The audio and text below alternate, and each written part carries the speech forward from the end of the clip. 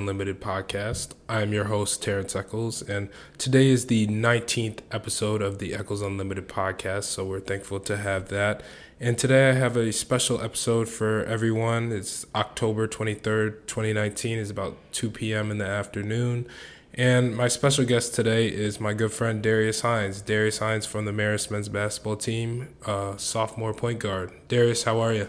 I'm good, Terrence. It's nice to be on your podcast. The man himself, T Money. That's you, bro. That's you. All right, so I'm going to just give you a little interview real quick. And first, just talk to me about your background, like where you come from. I know you come from Maryland. Like, just talk to me a little bit more about your background, like in depth. I got a little brother, 6. I live with my parents. They've been married for, say, like 15 years now. Truthfully, I didn't really start playing basketball first as my first sport. I was playing football first. I started playing football when I was about 4. Okay. And then I didn't pick up a basketball, I would say, till maybe like 2nd grade. So how would you say that is? Wow. Like 7, 8, maybe? Yeah, okay, yeah. So about then, and then I say once I got to about like high school, like after freshman year, I just wanted to stop playing football. And I stuck with basketball. So ever since then, I got on AAU. I started playing with Team Takeover. Played with Team Loaded for a year. Okay, big time teams right there. Nah, Loaded didn't last too long. Matter of fact, I was on the team with Mac McClung that year. Okay. And Armando Bacot, yeah, UNC. So yeah, I didn't really play that much, truthfully. But yeah, then I went to Takeover. Yeah, I like Takeover a lot. You did? Yeah, Okay. I would say the EYBL circuit is probably the best AAU circuit. Yeah, I agree. Yeah. All right, so we'll talk about that a little bit later, but you picked up the basketball in 2nd grade, you said. So when did you exactly fall in love with the game? Truthfully, over time, like just watching basketball, being around it so much, like, cause you know basketball is a year-round sport. It's really no off-season in basketball, honestly. Cause when you're younger, you got high school ball or middle school, right? And then in the spring, you doing tryouts now for AAU or your travel team. And once summer start, you got AAU tournaments still, and then it's a break from AAU, and then you got high school summer league, right, or whatever. Yeah. So I mean, just all that traveling and the excitement, I just grew with it. Yeah, because football, I enjoy football a lot too, but I don't know. It was just basketball. It was something about it. Okay. Yeah. And what position in football did you play? Receiver. Well, I started off as running back, but then I went to receiver, and then on defense I played cornerback. Okay. Yeah. So you're like receiver, DB. Yeah. Okay. Cool.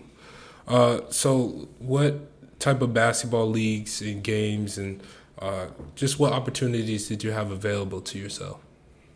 What do you mean? Like, what did you play in, like a rec league growing up? Oh, okay. Yeah. So I started off with this rec league, Temple Hills. So I probably played with them. From 3 years after that, I went to Boys and Girls Club, played with the Clinton Jets. I played with them probably, all the way up till I went to CYO. Then I played with Holy Family for 2 years. Okay. Then I went to St. Jerome. St. Jerome's is like right up the street from DeMatha. Oh, okay, yeah. So a lot of people that went to St. Jerome's went to DeMatha. But I didn't go to either one of those schools. I just played for the team. Right. In the AAU, like I said, Loaded, Takeover. And then a few of the guys I worked out with, too. I worked out with a guy named Curtis Yarbrough. We had our own team, DC Owls. Okay. So, like, I was playing back and forth. All right. Because, like, you know how if it wasn't no big AAU tournament one weekend, so, like, Takeover wouldn't be playing. So we would go get in, like, the little big shots or something like that. Okay. Cool. So you grew up in, was it the DMV area? Yeah, DMV. Okay. Prince George's County. Okay. So tell me about, like, what it's like growing up in that area. It's a mix of everybody from everywhere because you got D.C. right in the middle, and you got Maryland to the right, Virginia. Northern Virginia is truthfully part of the DMV because the rest of Virginia is not the same as Northern Virginia is more like suburbs, like it was more city-ish. Okay. The rest of Virginia's kind of like rural. Like, Yeah. truthfully. Unless you get to the Tidewater or whatever. Mm-hmm. But let's say it's not really too much to do in the DMV. I mean, we got a lot of sightseeing, tourist attractions, but it ain't. It's not. It's Nah. It's okay. Yeah. Cool. All right. So, who in your life has had the biggest influence on your basketball career? My father, hands down. He's just always pushing me, become a better man, a better person in general, not just on and off the court. But so yeah, without him, I'd probably say I wouldn't be here. Yeah. Yeah. Mm-hmm. Yeah. What type of stuff did he do? Did he train you, or he just? Nah, he ain't really trained me. My uncle, he went to Morgan State, so he played there for 4 years. So I used to work out with him growing up, and then once I started I took basketball seriously, but once I really sat down and said I want to do basketball, I started going to the guy I mentioned, Curtis Yarbrough, Right. who he played overseas for a little bit. I want to say, honestly, I forget. I want to say like played? In Europe. I want to say it was like Czech Republic. Czech Republic. Okay. Yeah. Did he play in like any of the big ones like Spain, Germany? I think he had a tryout for France, or he was on the France team. Good. But I don't know if I can't remember if he played or not though. Right. Exactly. Yeah. But they play good basketball in the Czech Republic, no doubt, for sure. Mm-hmm. That's where Sadaransky came from.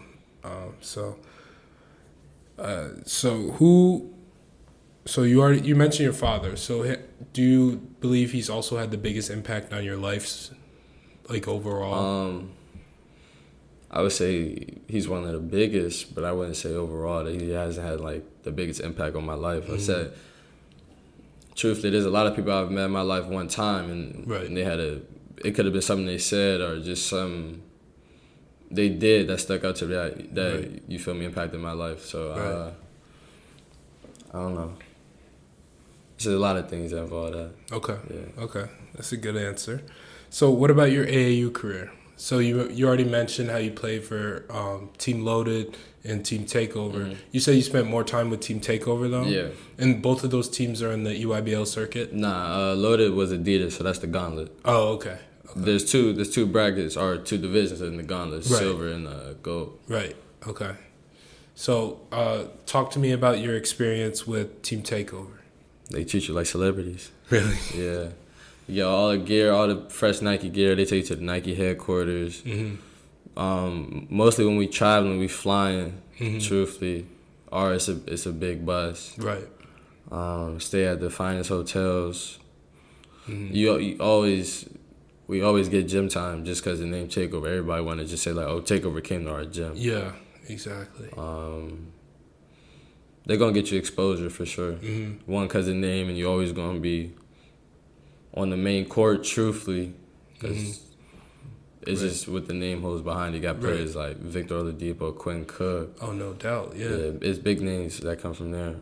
But Loaded was the same way, honestly. I just wasn't having fun because I wasn't playing as much. Right, so. yeah. But Loaded, I drove down to Richmond because they were in, I played for Team Loaded, Virginia. Okay. And there's like 50 of them. Oh, there is? Yeah, there's 2 in Virginia. There's Team Virginia. Actually, it's like 3 in Virginia. It's like Team 757, so that's Tidewater, like Hampton, Norfolk. And then there's another one, I forget. But then there's Team Loaded, North Carolina. Okay. Yeah, but like I said, it's a bunch of them. Right.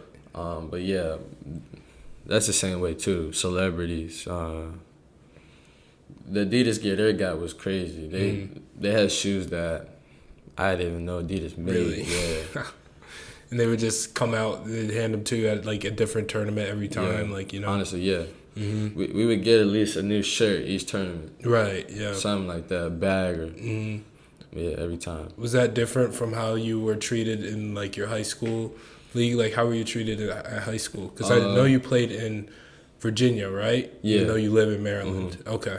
Yeah, I played in the WCAC. So that's Gonzaga, St. John's, DeMath. Oh, wow. So that's a big-time conference. Yeah. So my school was the Nike school. Well, one year, sophomore year, we went to Adidas just because one of our assistant coaches, his brother was the athletic director at Texas A&M. Oh, okay. So Yeah. he just plugged us in, truthfully. Right. Yeah. I would say it was about the same, but a little bit more for AAU because it's no like, oh, the school has to get some money to here, and like split it up. It's just strictly for that organization. Right. So you get more stuff. So we, like for basketball, at my high school, we probably got 2 pairs of shoes, a bag, a warm-up shirt, and then a travel suit. Right. That was pretty. We probably got another shirt in the middle school year, but Exactly. like, we wasn't getting crazy amount Like of gear. what you got in EYBL. Yeah. But I would say other like the top tier schools in that league are getting crazy amount of gear. Like Carter 6, the Mather, those are Nike schools. They getting everything. Yeah. Yeah, crazy stuff. So, did you decide to go? Where did you go? Bishop Ireton. Bishop Ireton in Virginia. Yeah. So, did you decide to go there? Like it was a private school. Like what was the decision that you made in terms of where you're gonna play in high school? Well, I was gonna go to St. John's. Okay. Because they like to play fast, up and down, Right. quick. But then they was already good, truthfully. And I was like, well, why would I go to a school that's already good? Like, let me try to go somewhere else that's decent, honestly, and then try to make it better. Right.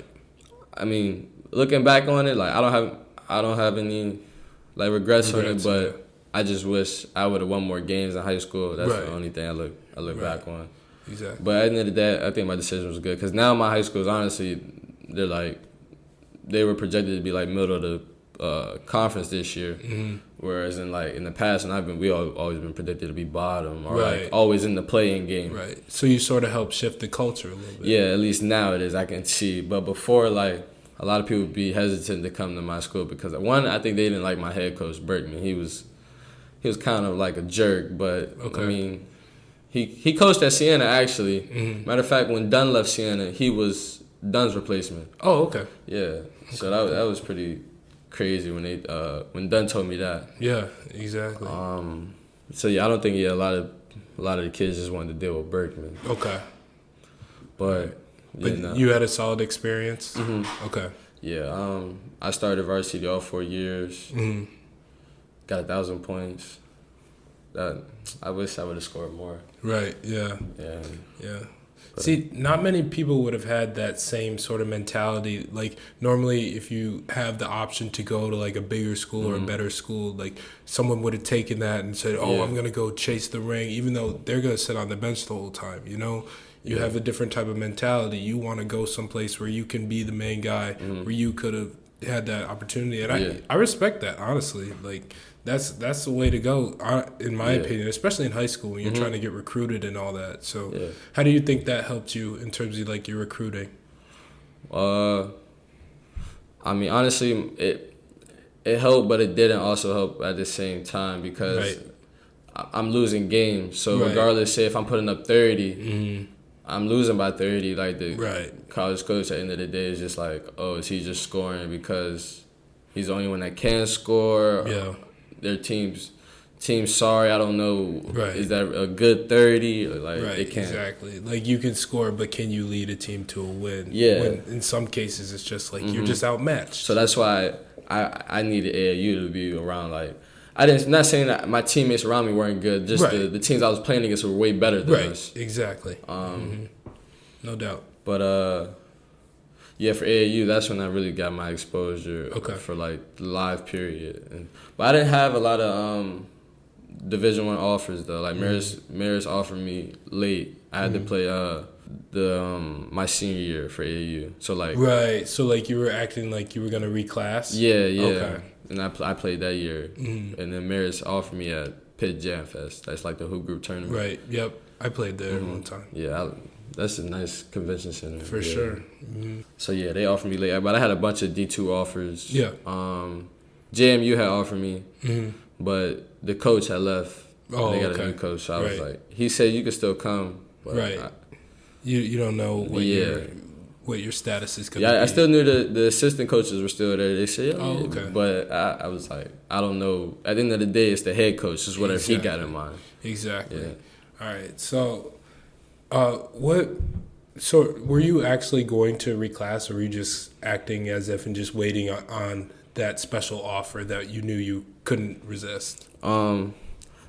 Me personally, I was fine with going D2. Okay. Like, I was like, Dad, I've worked this hard. Like, if no Division Ones are offering me, like, then why are we trying to be greedy and get something when I already got these offers right here? Like, exactly. Because in the end of the day, I was also worried. I was like, I don't want to wait too long and they take them away or give my offer to somebody else. And then at the end of the day, I got zero offers in the basket. Exactly. So that's smart. Yeah. I didn't. But if that had happened, then I would have had to reclass and really like prep. Right. But I didn't. Me personally, I didn't want to do that. Okay. So what about Coach Dunn made you want to commit here when you got offered? They just seemed to really like me, and they was welcoming when I came on my visit, and they was pressing me to come up right away. Yeah, I remember that. Yeah. Yeah. So, matter of fact, you was in the gym shooting. Yeah, I met you. Yeah. Yeah, they was pressing me hard too. So I was like, Dad, you feel me, the only really school that's digging me like this. So we gotta do it. I mean, in my head already, when my head coach. My AU coach, I'm in the car. He's like, I'm on the phone with Marist right now. They was talking about offering you. Okay. I'm in the back seat, like, tell him I'm ready to go right now. Like, drive me up to Poughkeepsie. Like, I'm good. Yeah. But my dad was like, nah, wait. I'm like, okay, yeah. I'll listen to you, but if they, you feel me, let it go already, I'm going to be mad at you because I told you we should have. But sure enough, they was pressing me to come up here, so. Yeah, I just felt wanted, so I was like, okay, good, yeah, good. So was that your official that you were on? Yeah, pretty much. It was an unofficial / official. Right. Yeah. And I remember that was kind of late. That was like, what was that? Late April. Yeah, because people was actually I haven't even graduated yet. It was probably right before graduation. Right. Okay. Because I remember everybody was already decided about where they was going to school at. Exactly. Yeah, because that's around the time when everyone makes their decisions. All right. Yeah.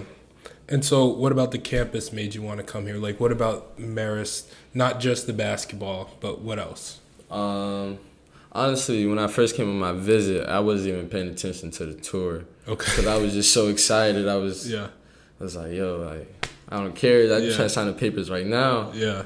But after I calmed down, I just really sat and looked. I was like, yo, the school's really on the water. Like, you see this beautiful view every day. Yep.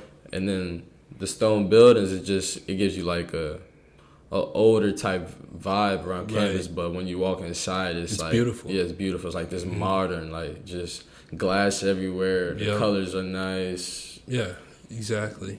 The classrooms are even pretty cool too. How they set up. Like Lil Thomas is my favorite building. Yeah, exactly. Yeah, just like those little rolling chairs. Like exactly. I don't know what it is about them. They just cool. Right. Yeah. It's a good feeling overall. Yeah. I get that too. All right. So when you got here, freshman year, what were your expectations coming in? Basketball-wise, I would say games obviously going to be faster, more intense, more physical. So I was like, I just got to find a way to get everything to click so I can slow the game down so I won't look like a freshman out there, truthfully. Right. I mean, at times I have freshman moments, but at the end of the day, I felt comfortable out there. No, for sure. And from in the classroom, it was what everybody said it was. More just papers, presentation, projects. You don't really got homework. It's just is doing the week. You just have to prepare for the next class, you know? Yeah, so what was it like just being thrown in the fire, per se? First, you started most of our games last year. You were a true freshman point guard. I know that's very difficult to come in, not only as a true freshman, but true freshman starting point guard on the Division I basketball team. That's a great accomplishment in itself. But what was it like just being thrown out there? It was exciting, truthfully, because that was kind of like the same way in high school for me. I started most of the games as a freshman. I'd probably say probably after the 7th game, I started the rest. And it was just like, yo, you got to go out there. You're the guy now. Yeah. So, I mean, it's a big task because now you run the show. You got to tell the juniors and seniors like, yo, you gotta be in this spot over here. You gotta run a certain play, and you gotta handle the ball for the most of the game too. Right. Point guard has the ball probably 90% of the time during the game. Yeah. So, I mean, it was a challenge, but like I said, for the most part, it was exciting. It was exciting. Yeah. So you were playing along, like, when I first saw you, I was like, oh, this guy's probably going to redshirt or something like that. Like, I'll be honest with you. That's what I thought. I hadn't seen you play or anything, but because we had an all-conference point guard coming back. Yeah. So what I didn't expect was that you would come in, you would be the guy to move him to the 2. You ran the show. So what was it like playing with such an experienced group? Because we had, 4 seniors last year? Yeah, 4. So in Brian Parker, Isaiah Lamb, David Knudsen, and Ryan Funk, what was it like being out there with those guys? And Toby, who we still have. Yeah. But he's been battle tested. So all these guys were battle tested except you and Matt Harassed Me, who is also out there as a freshman. So tell me about what it's like playing with them. Well, they got me battle tested, truthfully, playing with them. They just show me, or not even showing me the ropes. I'm just following what they doing. I'm like, all right, Zay diving on the ball, or diving on the ground for loose balls, so that's what I gotta do. Yeah. Funk knocking shots down. Yeah. You gotta get him the ball, and then when it was my turn, I gotta knock shots. Right, like down. he was expected to, and you. So it's just like, we basketball players, this is what you supposed to do out here. At the end of the day, you do your job. That's what they really taught me. Like, just do your job. This is what you signed up for. Exactly. So, also I would say that man Brian was different on the court. Yeah. Truthfully, he just get a left hand layup at any time. Whenever he wanted. Anytime. Yep. So what would you say were some of the disadvantages to being out there as such a young, like early in your career? Everybody gonna come after you. Nonstop. Yeah. Whole game. Everybody gonna try to go at you on offense. Right. On defense, everybody gonna try to punk you. Especially because I'm smaller too. Right. So like, yeah. I was gonna ask about that in a little bit. I mean, like I said, it's expected though, and I'm a freshman. Right. And mostly all the people that I'm playing against are juniors, or they just grow men at the end of the day. Right. Yeah. So. That's good. All right. So I mentioned Matt Harassed Me, and I've had him on the podcast before, and I asked him about you when he was on, so I'm going to ask you about him right now. So what is it like, coming in with a guy like Matt, who's also a guard, who also was a freshman when you were a freshman, and he was thrown out there a lot too, So what was it like sort of, learning and growing with him? And your relationship off the court. What's that like? I was just about to say that's my dog.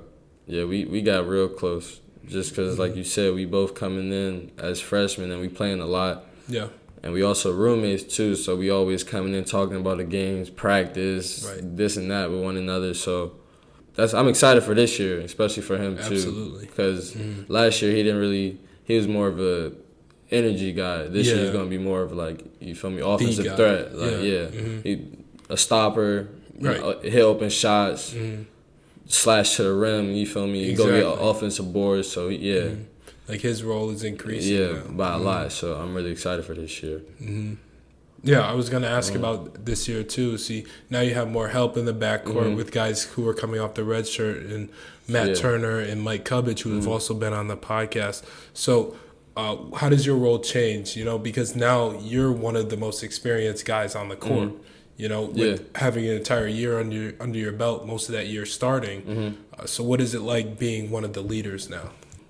It's nice. I get to tell people, like, yo, you got to do this. I've been through it. Or, like, I know it done once. You just got to take what he's saying, or not listen to how he's saying it, but just listen to the words that are coming out of his mouth. Right. Like...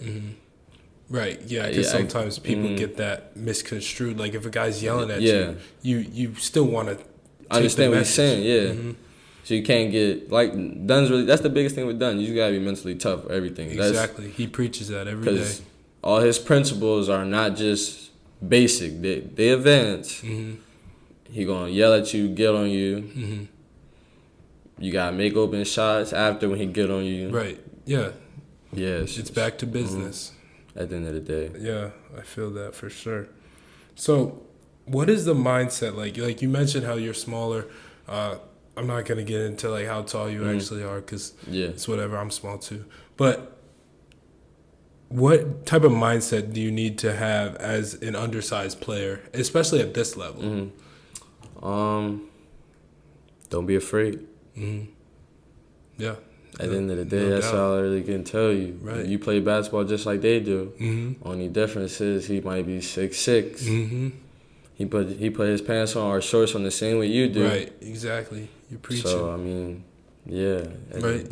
And it's an accomplishment in itself, you know, just being able to play at this level, at such a high level, you know, no matter what size you are. It's just, for sure. It's all about what's in your heart. And I feel like you definitely have a lot of that for sure. And do you find yourself looking to any other players who are undersized in college ranks or in the NBA who you maybe take inspiration from or you maybe want to emulate? Honestly, nah. Okay. Because all the players I like are wing players. They all tall. Because honestly, I thought it was gonna be like 6'4". I'm still waiting on this growth spurt. I ain't gonna lie. Like, okay. I'm still holding on. I'm trying to get at least like 6'2" at least. Okay. Yeah. I ain't gonna lie. I'm still waiting on that. All right. But yeah. Like, nah. I mean, looking at the short players though, I would probably say like Nate Robinson probably my favorite. Okay. Yeah. He played with a ton of energy, you know. Yeah. Exactly. Yeah, I'm hoping and praying for you too, bro. Because I thought I keep saying I'm gonna get tall one day too, but clock's running out. That's what I'm saying too. I'm like, it might be short, man. Yeah, exactly. It's whatever though. Yeah, I feel you. All right, so why do you wear the number 0? That was the only option left. Isaiah had number 4, and I was 4 in high school. Yeah. So I was like, what numbers you got? I mean, I didn't even ask what numbers you got. I just was like, I don't want 3. Everybody has 3. Brian had 2. Right. You wanted a single digit. I didn't even want a single digit. I just want numbers that no one ever had. Like I started wearing 4 like early. Yeah. Like while everybody was trying to get like 5 and like 2. Right. Like because like there's not many like popular players that wear 4. So once I probably got 4 like 4th grade, honestly. Okay. Wow. So ever since then, I just been rocking with 4. Okay. So why didn't you switch at the end of the year? Because I was like, got here? It was like, it's New Year, switch up. Why not? Go with 0 that's gonna be me. Like, right. People already gonna see me with number 0, so might as well. Yeah, just keep it. Yeah. Yeah, it's growing on me now too. I can't see myself without the 0 now. Yeah, exactly. Like it fits you, in my opinion. All right, so we talked a little bit about next season, but what are you most excited for? First home game. First home game? Yeah. Versus Hartford. November 12th, Tuesday. Yes, sir. Come out. Everyone who can hear my voice right now, come out. Watch this man play. 7 o'clock. No Tower Tuesday. All right, so let's just talk a little basketball right now. So who is your favorite college basketball player of all time? Of all time? Yeah, of all time. I'm trying to think of more, but it's Tyler Hansbrough was the first one to pop up in my head.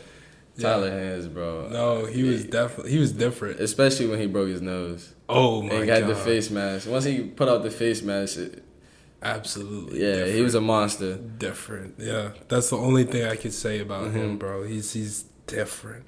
Yeah. No doubt. All right. And so you're a DC sports fan, right? So what are your expectations for the Wizards this year after they dropped my boy Justin Anderson? I don't understand that. I didn't even see they dropped him. That's ridiculous. You know what's crazy? Last week. The first time I saw him out there was when Marist elbowed him. On defense. Yeah. I didn't even know we signed him. Yeah, no, he signed a training camp contract back in August, I want to say. Okay. Yeah, because the Hawks let him go because they got wings now. That's why I said we must have signed him from the Hawks because we traded Jabari to the Hawks, which I don't know why we did. We just made the Hawks even better now. Right, yeah. So as you can see, I'm already frustrated about that. And I just saw the other day that we was trying to ship Bradley Beal for Tyler Hero.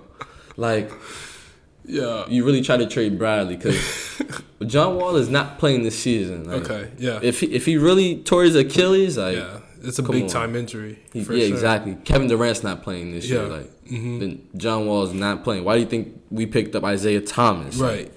That's a good. But Rui's giving me some hope. Rui, yeah. I don't think we maybe can sneak in at 8th. Maybe we'll see. Maybe because I'm looking at all the East and the team. I'm like, who we really gonna beat? We not beating the Pistons. Nope. I don't even see us getting the Magic. Possibly, but nope.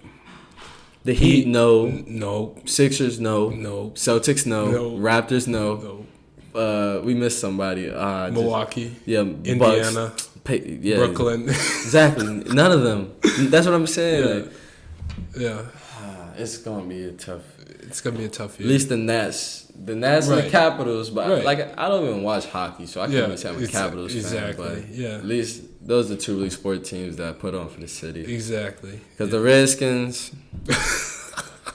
I mean, it's hard. They've been sorry all year. No. Okay. All right. Well, let's try to brighten your mood a little bit.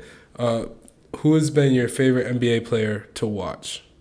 To watch Devin Booker. Devin Booker? Okay, what about him? He remind me of a young Kobe. Really? He's just smooth. Yeah. He scored way too easy on people. He is super smooth. And it's so effortless. Like, I ain't gonna lie, when I watch him play, I don't even see him sweat. I'm not even joking. Like, I don't see him sweat. Because, one, he don't really play too much defense. So. Exactly. Yeah. Kobe played defense. Yeah, that's the difference. Kobe locked up. Right. Yeah. Kobe locked up for sure. Yeah. But Devin Booker, especially once he dropped that 70 ball, I was like, come on. Exactly. Come on. I watched that entire game. I turned it on like third quarter, and they said, Devin Booker has 48. I said, yo. Third quarter just started. What? Exactly. So I kept watching that game. Yeah. He had the free throw line. I think he was like 19 for 20 from the free throw line that game or something crazy. I was like, yo, he really shot 20 free throws. And then by that time, he had like 65. I'm like, right. And it was still like 4 minutes left in the game. I'm like, yo, he might go for 80 right now. Oh my god. But then they wasn't trying to give him the ball. Right, yeah. I was like, come on, like I don't care if y'all really about to lose. Let him score. Like, exactly. Do you not understand? Who cares about the win at this point? Yes, I'm like, he going dumb right now. It's a random NBA regular season basketball game. Random, like exactly. Middle of the season, Celtics, Celtics were already one of the best teams. Like Thank you. I'm like, he really just did that to them. Exactly, yeah. So you must have liked it at the end of this past season when he went off towards the end.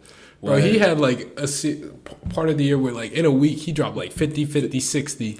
He was averaging probably like 26 at one point. I'm like, yo, like, you different. Yeah, I like him too.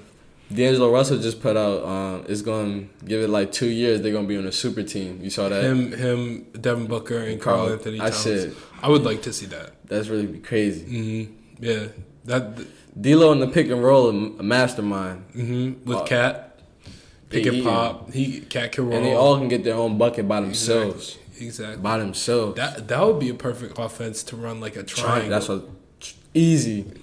Because he Kobe. Right there. He Kobe. Exactly. Mm-hmm. Yeah. Easy. So, all right. So, I was going to ask, did you play any other sports growing up? So, let's talk about your football career. Like, what about football attracted you to the game? Being outside. Okay. Being outside. I was a outside? bad kid, so like, I just always wanted to be outside. Okay. So playing football, and then you can hit people too. Right, yeah. Like, with flag, you start off as cool, but we always play throwback tackle. Mm-hmm. So, at a young age, we all just hitting each other. Mm-hmm. So we can't wait to put the pads on. So once we got the 65-pound. Oh, okay. That's when you could hit. Mm-hmm. And it was big. It's big down there in that DMV area for sure. Because, like, in the WCAC, it's probably, I would say, bigger for football than basketball. Because, like, for football, they got people that go to top schools, SEC Jones, Penn State. Yeah. I mean, that's a Big Ten, sorry, but, like, Alabama. Yeah. Like, Chase Young. Yeah, he goes to Ohio Chase State. Young? Number 2, yeah. Oh, he's from the DMV? Yeah, matter of fact, he played Upper Marlboro. I played against him. My Boys and Girls goodness, bro. My goodness.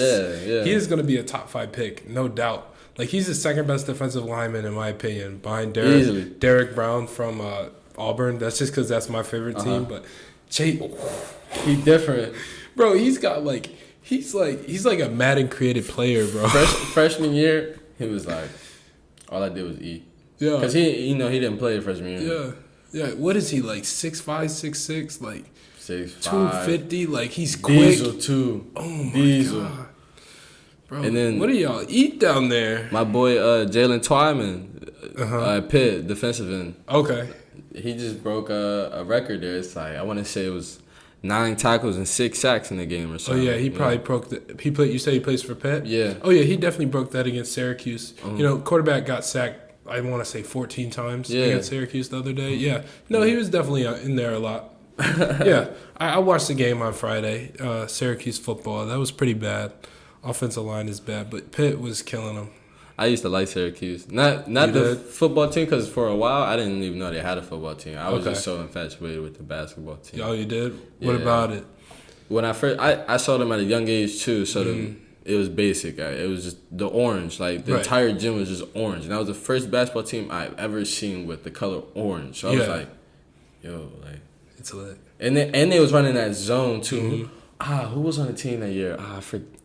Bro, if you say it, I know it. I promise. I forget. He used to wear number 10. Johnny Flynn. Yeah, with the headband. That year they was dirty. Yeah, they was dirty. Johnny Flynn was a different cat. He was. There's a reason why he got picked over Steph Curry in the draft. Like, for sure. Johnny Flynn was different in college. Like, he could attack the rim with just ferocity. Bro, he was 6 feet tall, barely. Yeah, barely buckets. 6 feet tall, dunking over people, like getting buckets, dropping dimes, like everything. Right. College basketball when I was younger was way different than what it is now. I know. I miss it. I mean, I'm not saying it's not still good, but I don't know what it was. I just felt like it was way more exciting. Exactly. Yeah. But now that you're a part of it, like, what have you learned now? It's really a job, bro. Yeah. It's a bit. Really, well, I learned it was a job in high school. Okay. It's a job in high school too. At the end of the day, it's just when you get to college, it's on a whole nother level. Yeah. I just realized basketball is just the next level. Is really just a whole different world in itself. Like, when you go to high school, but like you actually attending that school. Right. Whereas in college, you basically live there. So say. Exactly. You got practice in the morning, but now you got this meeting at 10 o'clock. So now you got to hustle from practice to that meeting. But then you got class later on, and you may got to go get treatment. Yeah, you got to just run around everywhere, you know? It's not like you drive there for a set amount of hours and you leave. You're here 24/7, constantly doing something, you know? And, all right, so... what do you like to do in your free time? I know you're a big music guy. What do you like? Who do you like to listen to? Like, who are some of your favorite artists right now? As of right now, but I've been playing a lot. Playing a lot of Lil Baby. Young Thug is always up there. Oh yeah, he came out with a great album at the end of the summer. He saved the summer. I've been listening to Tyler more, truthfully, because his album was. I love his album. Earthquake came on shuffled on the other day. And ever since then, I just Magical One probably my favorite song off. Off that though. Yeah, the whole album. I like all those songs like Puppet, Boy Is a Gun. Boy Is a Gun Earthquake is definitely good. fire. Yeah. He's speaking all those. Exactly. Yeah. Who else? You got a couple more. Lil Key been up there. Lil Kid and Lil Gotti. I don't know what it is. Lil Key sounds weird to me, in my opinion. But you were playing him the other day in the locker room. I had to Shazam it. I'm like, who is this guy? Bro, it's just like Thug had an interview with No Jumper a while ago, and he was talking about Kid, and he was like, he reminded him of a lollipop Lil Wayne, and I was like, really? Truthfully, yeah, because that's really how he rap. Okay. Like all his, like if you listen to other than that one Key song, whatever, I don't know, I remember what it was, but if you listen to other Key songs, like you can just imagine him singing Lollipop, like the exact same lyrics, the exact same way, just his Key voice. Like, all right, I'm gonna have to go back and listen a little bit. Yeah. Okay. I don't know. It's just the type of vibe I get off them. Okay. All their beats just be mad nice. I'm a beat type of guy. Oh, okay. Not saying like the lyrics don't matter, but like for the most part, if the song got a crazy beat, I'm gonna really like it. Right. Regardless of what he's saying. Okay. Exactly. And who of the mainstream artists like that you hear and see every day? Who are you a big fan of? Lil Wayne. Okay. That's my favorite artist, like for mainstream. But that I listen to, honestly, I don't even listen to a lot of mainstream artists. I mean, I would have to say like Drake. Yeah. Migos. Okay. No Cole. I listen to Cole. But recently though, I ain't been listening to either one though. Okay. But Kendrick, I'm a Kendrick fan over Cole though. Yeah, I get that. Yeah. No, because I saw this. It was they were asking all the NBA rookies this one question. They said you have to get rid of 2. You can listen to 2 the rest of your life, and 1 you have to like just cut off completely. And they said Drake, Cole, Kendrick. Everyone was saying Drake and Cole. They were gonna keep Drake and Cole, and they were just gonna kick Kendrick. Bro, I'm telling you, I'm keeping Kendrick and Cole. I think it's recency bias because Kendrick hasn't dropped anything in a minute. Black Panther album was the last thing he dropped. I don't know, man. I just feel like you can't let Kendrick go, but then at the same time, I feel like you definitely can't let Drake go. Cause like Drake really got some hits. Like he has hits. I'm not a big Drake fan, but it's a lot of songs that if he didn't drop, we would just be out like I listened to a song today, Fancy. Like you fancy, huh? Yeah. Like come on, that's really a classic. Like, that is Drake with some hits, classics. Drake really at the point where like I just said, he dropping classics now. Like we really gonna look back at it as like, yo, this is a good time when this came out. Yeah. Yeah, exactly. Like I get that too, but like Drake makes hits, but I feel like Cole and Kendrick just don't miss. You know what I mean? Like every album, it's like 8-9 bangers, right? And then like Drake drops an album, it's maybe 4 or 5. I can feel that. Like but I don't know. I feel like not all of Cole. I can't listen to all of Cole's stuff though. I feel like I don't know. Cole a preacher, man. I don't need to be preached to all the time when I'm listening to music. Okay. Like Kendrick, he preached too, but it's different. They rap different. No, for sure. Like Good Kid, Mad City. I feel like that's really a top album of our generation. Right. Truthfully. No doubt. Like, yeah. All right. It's been a pleasure having you on. We're definitely gonna have to get back at this. Yes, sir. Get more people on here, get like a whole conversation going one day for sure. But I appreciate you coming on. I appreciate everything you had to say. Of course. Everyone, please go check out my boy this season, D-Rock. Yes, sir. Darius Hines, number 0, Marist Men's Basketball. Anything you like to say? Follow me on IG, 0 Dare. A 0 for the O. ZER, the letter O, but it's the number 0. And then Dare, DAR. Okay. All right. So you heard the man. Follow him on IG. All right. So thank you everyone for listening, and I'll see you guys next week.